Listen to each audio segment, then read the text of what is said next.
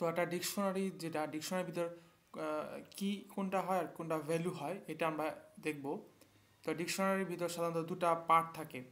তো একটা যে পার্টটাতে আসলে ওই লেবেলগুলো থাকে, যেটাকে আমরা ইউনিক আইডেন্টিফায়ার বলি, সেগুলো হচ্ছে কি, এবং প্রত্যেকটা লেবেলের ভিতর যে ভ্যালুগুলো থাকে সেগুলো হচ্ছে ওই ভ্যালু পার্ট বা ডাটা। উদাহরণস্বরূপ যেমন এখানে একটা এক্সাম্পল দেওয়া যায়, স্টুডেন্ট একটা ভেরিয়েবল, এটার ভিতরে এটা একটা ডিকশনারি বানানো হয়েছে থার্ড ব্র্যাকেট দিয়ে। বাম পাশে কয়েকটা তিনটা কি দিয়ে আছে, কিগুলো কি কি, নেম, এজ, গ্রেড।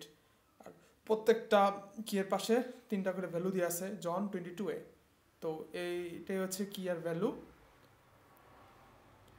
আর যদি আমরা ফল লুপ বানায়া কি লুপের একটা কি লুপগুলো করতে চাই, কনস্ট্রাক্ট করতে চাই, সেক্ষেত্রে এখানে এই এক্সাম্পলটা দেখতে পারি।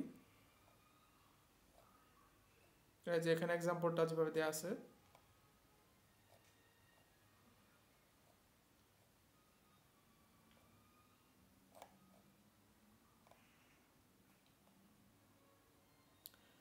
এই যে ফর লুপ দিতে হবে, তারপর কি value in student dot items, তারপরে যে ব্র্যাকেট ফর কি value in student dot items লেখা, এই যে কলন, এই যে প্রিন্ট দিতে হবে কি, এখানে কি লিখবো, তারপর কমা দিব, এই যে মাঝখানে কলনটা, তারপর কমা ভ্যালু, তাহলে হবে কি এই যে নেম, এজ, গ্রেড, এভাবে সবগুলো প্রিন্ট হয়ে বের হয়ে আসবে।